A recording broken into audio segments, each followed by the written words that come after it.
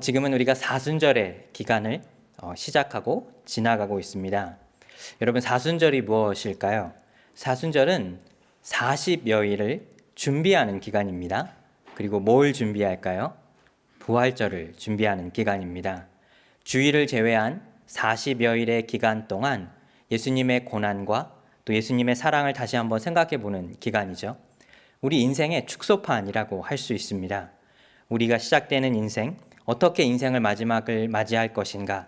인생에 여러 가지 고난이 있고 역경이 있지만 예수님의 그 사랑을 묵상하고 생각할 때 우리 삶에 다시 한번 주님의 크신 은혜가 임할 수 있으리라 믿습니다. 영어로 렌트라고 하죠. 근데 이 렌트의 원어는 렌튼이라고 하는 고대 영어의 뜻에서 나온 말입니다. 그래서 이 원어의 뜻은 또 무엇인가 하면 봄입니다. 스프링이죠.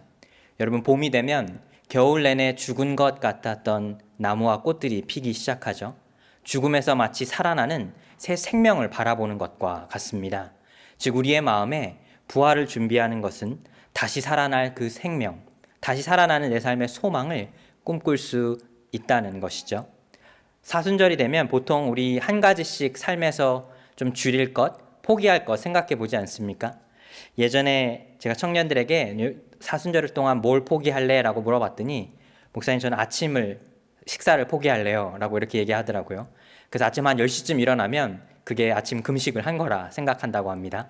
여러분, 금식이나 뭐 그런 거는 사실 이렇게 하는 것이 아니죠. 내 삶에 내가 금할 것을 생각해 보는 것이죠. 근데 우리 사순절에 뭘 금하기보다 한번 이렇게 생각해 보기를 원합니다. 내 삶에 빼야 할 것을 생각해 보는 것보다 내 삶에 더해야 할 것. 이 사순절의 기간, 우리는 예수님의 은혜를 우리 삶에 더해 보는 것은 어떨까요? 매일 기도함으로, 매일 말씀을 나눔으로 우리 삶에 크신 하나님의 은혜가 충만하기를 축복하여 드립니다. 그래서 우리 시간 반가운 마음으로 좌우 앞뒤로 이렇게 한번 인사해 보겠습니다. 이 사순절의 기간 동안 예수님의 은혜를 얻어가세요. 우리 이렇게 인사해 보겠습니다. 예수님의 은혜를 여러분 모두 예수님의 은혜를 얻어가시는 귀한 사순절의 기간 되시기를 간절히 축복하여 드립니다. 우리 사순절을 맞이해서 한 가지의 묵상집을 가지고 이 사순절의 기간 동안 예수님의 고난과 그 은혜를 한번 묵상해 보려고 합니다. 그래서 이 Gathered into One이라고 하는 작은 묵상집인데 뭐 특별한 건 없어요. 근데 한국말로 풀어보자면 하나로 모여서, 우리 모두가 다 하나의 예수님을 따라가는 그 제자로 모여서 예수님의 고난을 한번 생각해 보자는 것이죠. 그리고 고린도 전서의 말씀을 가지고 이 40일 동안 묵상을 하게 됩니다. 여러분, 고린도 전서, 이 고린도 교회에 관하여 우리가 몇 번 말씀을 나누었지만 고린도 교회가 굉장히 특별한 교회였습니다. 겉으로 봤을 때 고린도 교회는 전혀 부족함이 없는 교회였어요. 초대교회의 많은 교회들은 핍박과 어떻게 보면 목숨을 잃는 그런 여러 가지 어려움의 상황들이 있었다면 고린도 교회만큼은 오늘날의 모습으로 생각해 보자면 대형 교회였습니다. 사도 바울은 2차 전도 여행 동안에 이 고린도 이 도시에 머물게 되면서 아름다운 항구 도시죠. 곳에 1년 반 정도를 머물면서 부부 동역자인 이 아굴라와 브리스길라를 만나게 되는데 그들과 함께 세운 교회가 바로 고린도 교회였습니다. 근데 고린도 교회는 고린도 운하 항구 도시에 세워진 교회인데 여러 출신의 사람들이 모이게 되죠.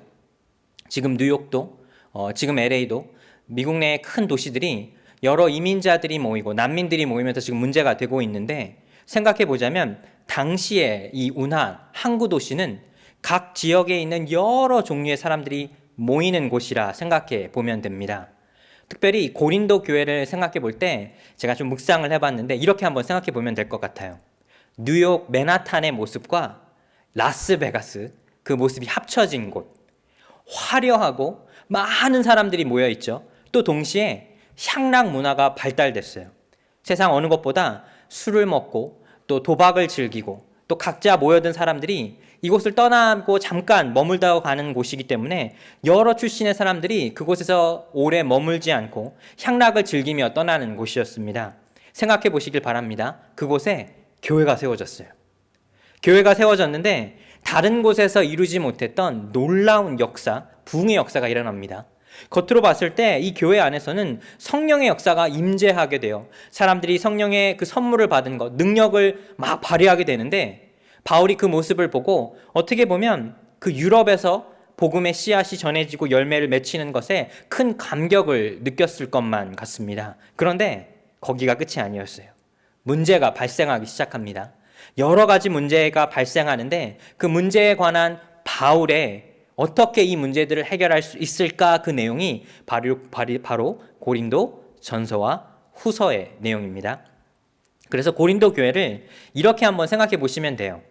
굉장히 풍요로운 교회였는데 또 동시에 굉장히 가난한 교회였어요. 겉으로 봤을 땐 부족함이 없습니다. 대형 교회죠. 많은 사람들이 모여 있고 은사를 받은 사람들이 그렇게 많아요. 방언이 터지고 성령의 선물이 있는 이 성도들이 막 여러 가지의 이 역사가 일어나는 걸 보게 됐지만 하나님 보시기에 이 교회는 가난한 교회였습니다. 여러분, 뉴욕 주소만 교회는 어떤 교회일까요? 뉴욕 주소만 교회는 겉모습만 화려한 교회가 되어야 할까요? 우리의 삶은 어떨까요? 우리는 겉으로 보기에 믿음이 있는 사람인 척 살아야 할까요? 아니면 우리의 마음속에 함께 하시는 주님의 은혜를 품은 사람이 되어야 하느냐는 것입니다. 이 문제가 이 고린도 교회의 문제라면 이 문제를 해결하는 사람 역시 바울이었다는 것이죠. 바울은 그 누구보다 이 교회의 문제점을 잘 이해했고 어떻게 이 문제를 자기가 언급하고 해결할 수 있을까 고민하고 기도했습니다. 그리고 고린도전서 1장 10절의 말씀을 보면 그가 이렇게 이야기를 하는데 우리 고린도전서 1장 10절의 말씀을 우리 같이 한 목소리로 읽어보겠습니다. 모두가 같은 말을 하고 너희 가운데 분쟁이 없이 같은 마음과 같은 뜻으로 온전히 합하라. 아멘. 여러분 이 말씀을 잘 깊게 들여다보면 이 교회가 어떤 문제를 가지고 있었는지 우리가 이해해 볼 수 있어요. 바울이 이렇게 이야기를 했죠. 모두가 같은 말을 해야 합니다. 그 말은 교회 안에 사람들이 서로 다른 말을 한다는 것이죠. 너희 안에 분쟁이 없어야 합니다. 그 말은 교회 안에 분쟁이 있었다는 것이고 같은 마음과 같은 뜻으로 온전히 합하라는 것은 다른 마음과 다른 뜻으로 합하지 못하는 교회라는 것이죠. 벌써 이 바울의 말씀을 통해 교회가 어떤 교회인지 우리가 쉽게 이해할 수가 있습니다. 참 놀라운 것이 이 문제는 오늘날 모든 교회가 겪는 똑같은 문제예요. 여러분 교회는 단 한 번도 내가 주님을 더 믿고 싶습니다. 내 믿음이 좀 더 주님 안에서 가까워지고 싶어요 라고 하는 문제로 교인들의 안에 문제가 생기는 교회는 없죠. 분명히 사람들과의 분쟁입니다. 나와 마음이 다른 사람과 부딪히는 것이죠. 이게 교회 안과 밖에 모든 문제를 상징하고 있다는 것입니다. 여러분 우리의 마음은 어떻습니까? 내가 지금 어떤 마음을 품고 있습니까?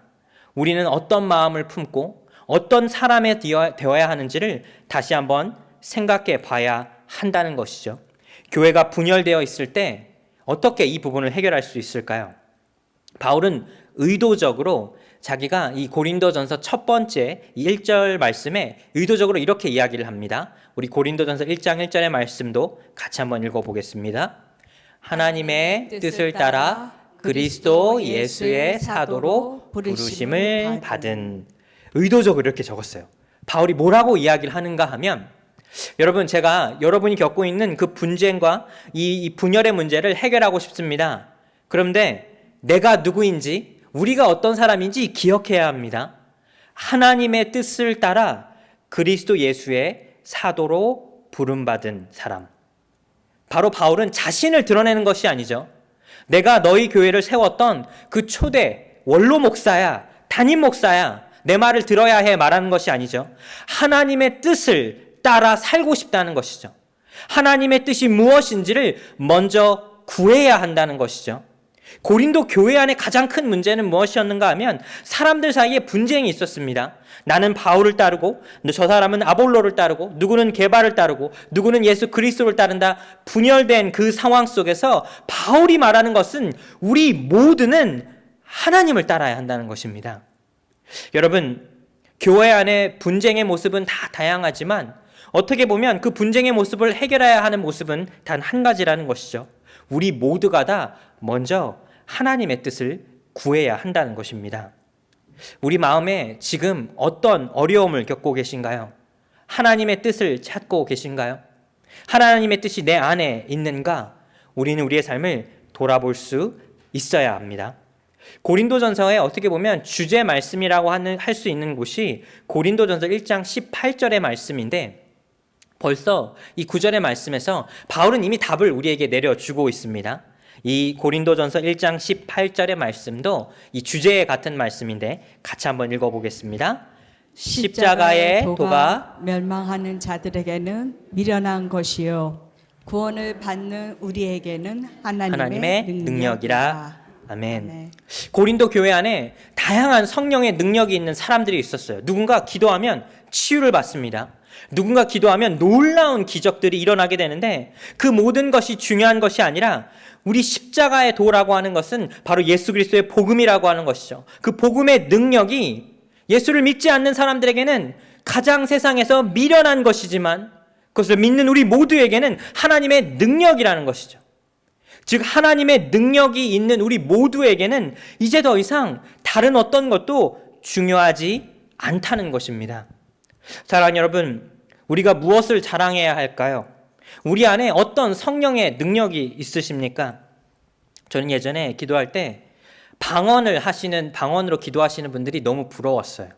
와, 어떻게 방언으로 저렇게 기도할 수 있을까? 나도 저렇게 하나님과 깊은 교제를 나누고 싶다라는 생각이 들었던 적이 있습니다. 그리고 어느 날은 기도를 하는데 이 방언이 터지게 된 거예요. 그래서 너무 놀라서 새벽에 기도하는데, 우와, 나도 이제 방언으로 기도를 할 수가 있네. 제가 어떻게 기도하는지를 잘 몰랐어요. 스스로가 어떤 모습인지. 그런데 생각이 문득 드는 것이, 아니, 방언으로 기도하는 것이 특별한 것일까요? 하나님 앞에 내가 내 마음을 열어 진심으로 기도하는 것이 더 중요할까요? 여러분, 하나님이 주시는 은사는 사실 그렇게 중요한 것이 아닙니다. 그 은사에 매료된 사람들의 특징이 무엇인가 하면 그 은사만 쫓게 돼요. 여러분, 제가 신학교 때 어떤 목사님께서 이렇게 말씀을 해주신 적이 있어요. 우리 신학생들을 이 외국 학생들과 다 앉혀놓고 이렇게 이야기를 해요. 교회 부흥시키는 가장 쉽고 빠른 방법을 알려줄까? 이 은사를 앞세우면 된다고 합니다. 목사님이 갑자기 미래를 예언해요. 집사님, 내일 이런 일이 일어날 거야. 집사님, 지금 누가 아파요? 제가 기도하면 다 나을 거예요. 그게 일어나든지 안 일어나든지 그렇게 말만 하면 교회는 쉽게 부흥된다고 합니다. 근데 여러분 잘 생각해 볼까요? 그게 하나님 보시기에 정말 예수 그리스도의 복음의 능력이 우리 삶에 나타나는 것일까요? 아니면 그런 능력만 쫓아가는 우리의 연약한 모습일까요? 누군가 우리에게 미래를 이야기해 주겠다, 내 아픈 병을 낫게 해주겠다 하면 우리 마음이 혹 하지 않습니까? 하지만 그런 것에 예수 그리스도의 복음의 능력이 가려서는 안 된다는 것이죠. 우리 복음의 능력을 믿고 따라가는 사람들에게 나오는 것이 자연적인 성령의 은사인 것이지, 성령의 은사가 있는 것이 복음의 능력이 아니라는 것입니다. 여러분, 뉴욕주 소망교회는 복음의 능력이 임하는 교회, 또 복음의 능력이 우리 삶에 강하게 임하는 성도와 목사가 되기를 간절히 소망합니다.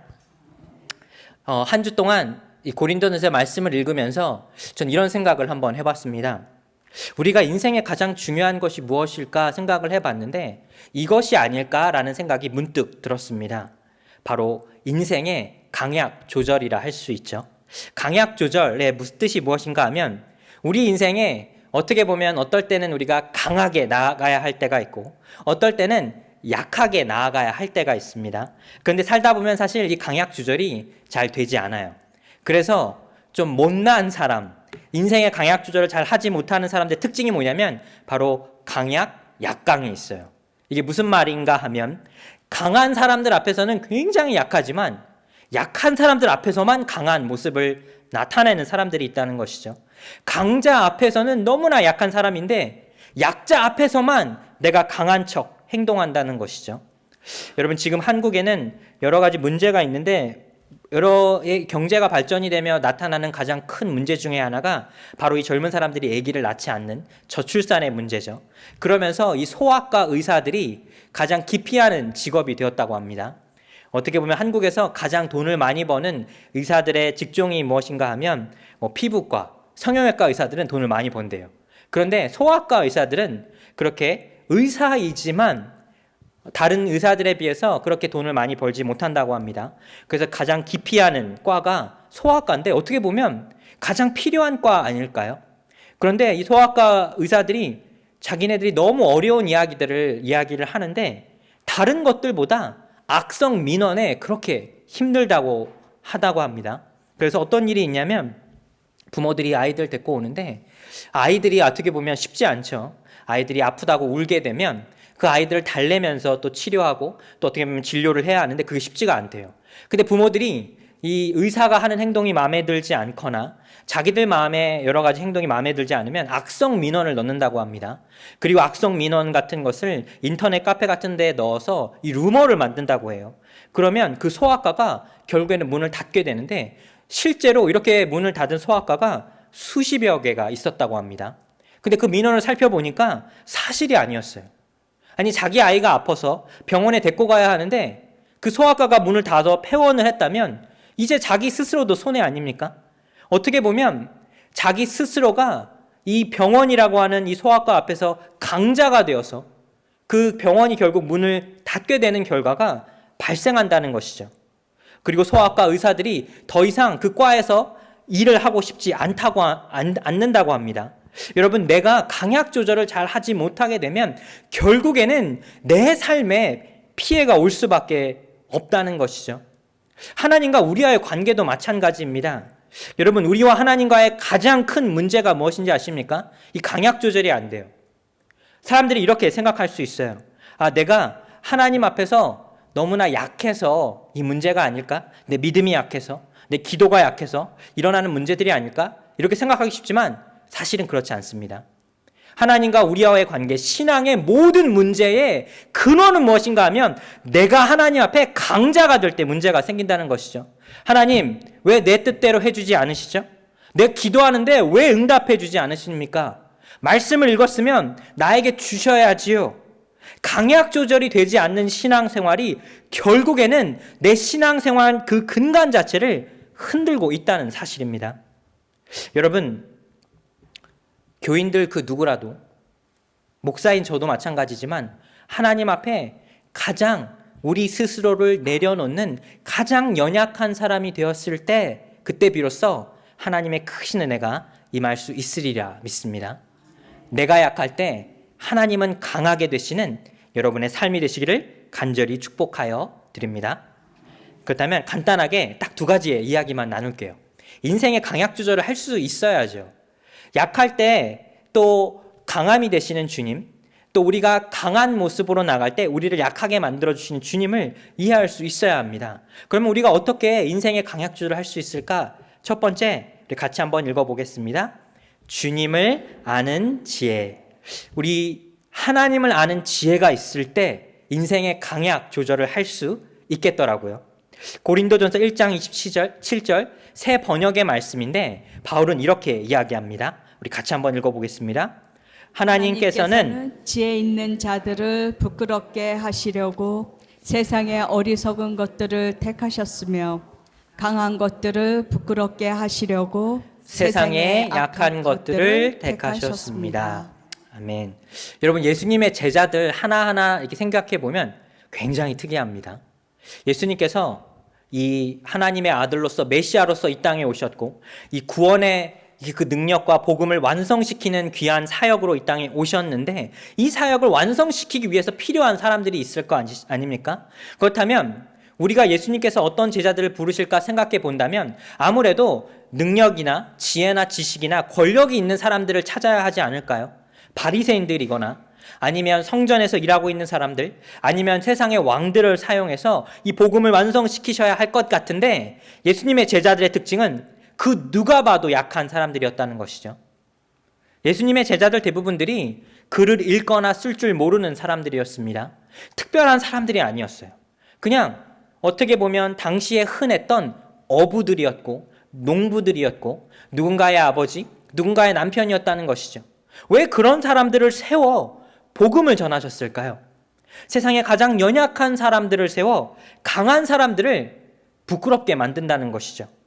그 사람들이 느끼기에 내가 특별한 사람인데 내가 왜 저 사람들의 말을 들어야 해? 라고 생각할 수 있지만 주님께서 복음을 이루어 가시고 완성시키시는 그 방법은 가장 약한 사람들을 세워서 이 강한 사람들을 오히려 부끄럽게 만든다는 것이죠.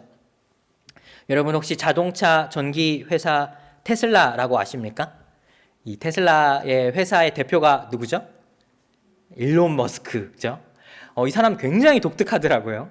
어떻게 보면 천재라고 불리는데 굉장히 독특한 사람입니다. 어떻게 보면 전기차가 흔하지 않은 시대에 그 하나의 비전을 가지고 전기차를 만들겠다라고 이야기를 했어요. 저는 아직도 기억이 나는데 그때 모든 전문가들이 90% 이상의 전문가들이 저 회사 곧 몇 년 안 돼서 망할 거예요 라고 얘기를 했어요. 그게 불과 10 몇 년 전입니다. 그런데 현재 이 테슬라라고 하는 회사가 전 세계 이 자동차 회사 중에서 값어치로서 미래에 앞으로 이뤄낼 그 값어치를 따져서 가치가 가장 높은 회사 1위예요. 그리고 미국 내에서 이 기업의 순위를 따져봤을 때 11위라고 합니다. 여러분 이게 잘 이해가 되지 않으시죠? 미국이 전 세계 이 경제를 쥐고 있지 않습니까? 수많은 막강한 회사들이 있는데 그 회사들 중에서 11번째 회사라는 것 대단한 것입니다. 불과 이게 20여 년도 안 돼서 이뤄낸 결과라는 것이죠. 굉장히 독특한 사람이에요. 특별한 사람인데 이분이 회사를 운영하는 방법에 관해 짧게 인터뷰를 한 걸 제가 본 적이 있는데 한 가지 방침이 있다고 합니다. 그렇게 인터뷰를 하는데 어떻게 인재들 고용합니까? 라고 물어봤어요. 그런데 자기가 딱 한 가지가 있대요. 저는 딱 한 부분을 보는데 이런 사람들은 절대 고용하지 않는다고 합니다. 어떤 사람들인가 하면 미국의 비즈니스 스쿨들이 있죠. MBA입니다. 이 MBA를 졸업한 사람들을 절대 고용하지 않는데요. 여러분 이게 굉장히 특이하지 않습니까? 미국의 지금 경제 분야를 이끌고 있는 모든 사람들의 대부분이 이 MBA 출신이에요.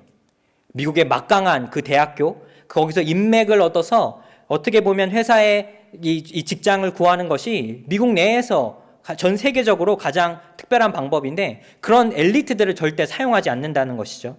왜냐고 물어봤더니 자기 스스로가 너무 잘났다고 생각한다는 것이죠. 이 함께 모여서 팀을 이뤄야 되고 함께 모여서 어떻게 보면 경험을 쌓아야 하는데 자신이 어디 출신이라는 것에 자기가 그 배경으로 다른 사람들의 말을 듣지도 않고 어떻게 보면 배우려 하지도 않는다는 것이죠.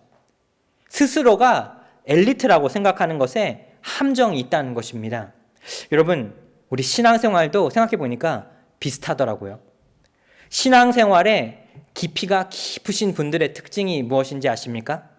하나님 앞에 나는 잘 몰라요. 하나님 앞에 나는 가장 연약한 사람이에요 라고 말하는 분들이 가장 신앙의 연배가 높으신 분들의 특징이더라고요. 목사님, 저는 성경을 한 30번을 읽었어요. 다 성경 구절을 외워요. 요한복음 몇 장 몇 절 말만 하면 다 이야기할 수 있습니다. 라고 하는 분들의 특징이 무엇인가 하면 하나님과의 관계는 멀지만 하나님 안에서 얻는 지식은 높다는 것이죠. 가장 넘어지기 쉬운 사람들의 특징입니다. 여러분, 지식은 도구이지 우리 삶의 우선이 아니라는 것이죠. 우리 삶에 얻어내는 경험이 지혜라는 것입니다. 지혜가 결코 지식을 대신할 수가 없다는 것이죠. 성경 말씀 좀 몰라도 괜찮아요. 여러분, 기도할 줄 몰라도 괜찮습니다. 하나님을 아는 지혜라고 하는 것은 하나님 앞에 내가 가장 연약한 사람이 될 때 하나님의 지혜를 깨달을 수 있다는 것이죠. 간절히 기도하는 것은 노목사나 우리 교회의 목사님들 그 누구라도 하나님 앞에 가장 연약한 목사 되기를 원합니다. 우리 교회의 성도들도 마찬가지예요. 여러분, 주님 앞에 어떻게 기도하십니까? 내가 가장 연약한 사람의 마음으로 기도할 때 주님께서 그 기도를 들어주신다는 것이죠. 여러분, 나 자신을 내세우는 사람들은 나를 자랑하지만 주님 앞에 지혜를 구하는 사람들은 가장 낮은 자세로 앉을 수 있다는 사실입니다. 바울이 말하는 것이 바로 그것입니다. 두 번째, 우리가 어떻게 우리 삶의 강약 조절을 할 수 있을까? 같이 한번 읽어볼까요? 자랑하지 않는 지혜. 여러분 한 가지 재밌는 이야기를 제가 말씀드릴게요.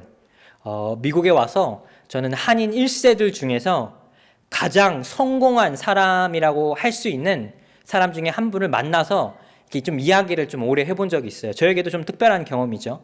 어떻게 이렇게 큰 성공을 이루셨을까? 어떻게 이렇게 언어가 다르고 문화가 다른 곳에 1970년대, 80년대에 이민을 오셔서 이렇게 큰 성공을 이루셨을까? 굉장히 궁금했어요. 그래서 이분의 이야기를 들어보니까 아주 어렵게 작은 식당을 1970년대, 80년대 이렇게 시작을 하셨대요. 그래서 어렵게 시작을 해서 열심히 노력해서 어느덧 식당 1개가 2개가 되고 3개가 되고 10개가 되고 그래서 식당을 30개를 운영을 하신다고 해요.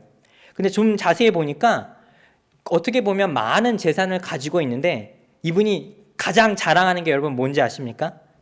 얼마나 돈을 아끼는지를 자랑을 하더라고요.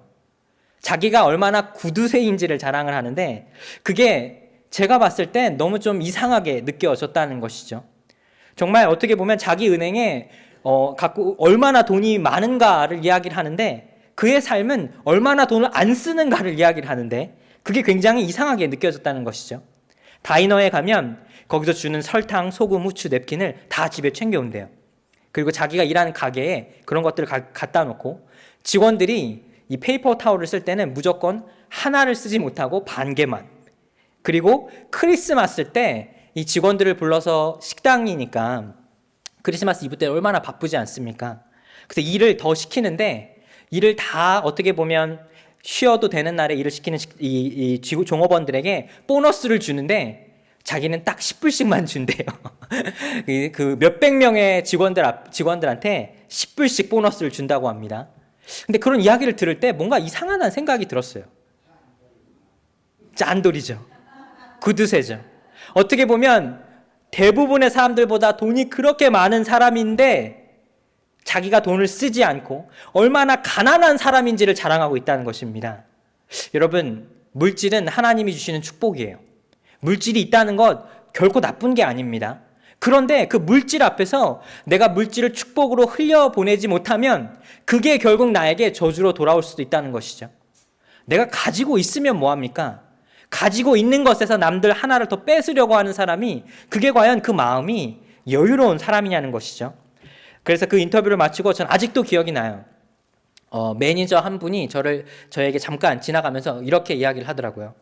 목사님, 여기 일하는 종업원들 한 수십 명인데 우리는 크리스마스 지나면 다 그만둘 거예요. 이렇게 이야기를 하더라고요. 이 직원들이 벼르고 있다고 합니다. 너무나 화가 났다는 것이죠. 어떻게 보면 자기를 조금만 특별하게 생각을 해줘도 너무 수고했어요. 너무 고마워요 라고 말만 해줘도 조금씩만 더 챙겨줘도 그 사람들이 고마워하고 그 사람들과 오래 갈 수 있는데 벼르고 있다는 것이죠. 여러분, 물질이 많으면 뭐합니까? 하나님 보시기에 너무나 가난한 사람 아닐까요? 생각해보면 교회들도 마찬가지라고 생각이 듭니다. 물질이 많은 교회, 성도가 많은 교회, 많은 사역을 하는 교회들이 그것들을 자랑해요. 그런데 그게 과연 어떤 의미가 있을까요? 뉴욕 주소망교회는 예수 그리스도의 복음을 자랑하는 교회 되기를 간절히 소망합니다. 주님 안에 자랑할 것, 우리 예수 그리스도의 복음만 있다는 사실이죠. 말씀을 정리합니다. 고린도전서 1장 31절에 바울이 이렇게 이야기하며 어떻게 보면 이 모든 문제의 핵심의 결론을 내줍니다. 우리 같이 한번 읽어보겠습니다. 아무도 하나님 앞에서는 자랑하지 못하게 하시려는 것입니다. 아멘. 고린도전서 1장 29절의 말씀입니다. 즉 우리 모두가 다 하나님 앞에 자랑할 것이 없다는 것이죠. 여러분, 뭘 내세우고 싶으십니까? 남들보다 조금 많은 재산, 여러분, 우리 인생의 때가 되면 다 사라지는 것과 마찬가지예요. 남들보다 내가 조금 더 잘난 것 같습니까? 얼마나 그렇게 잘났습니까? 목사들도 정말 우리 믿음이 대단한 것 같습니까? 우리 믿음이 얼마나 대단할까요? 나 스스로가 가장 낮은 사람일 때, 나 스스로가 주님 앞에 가장 연약한 사람일 때 주님은 그 사람들을 세운다는 것이죠. 예수님의 제자들 특별하지 않은 사람들이었어요. 하지만 이 12사람들이 어떻게 보면 교회를 이끌었던 교회의 큰 믿음의 어른들이 되었다는 것이죠. 사랑하는 뉴욕주도만교회 성도 여러분, 이 사순절의 기간을 지나가면서 우리는 주님 앞에 가장 낮은 자가 되어 가장 연약한 자가 되어 오직 예수 그리스도의 복음만을 자랑하시는 여러분과 또 노목사가 되기를 간절히 축복합니다. 기도하겠습니다. 하나님.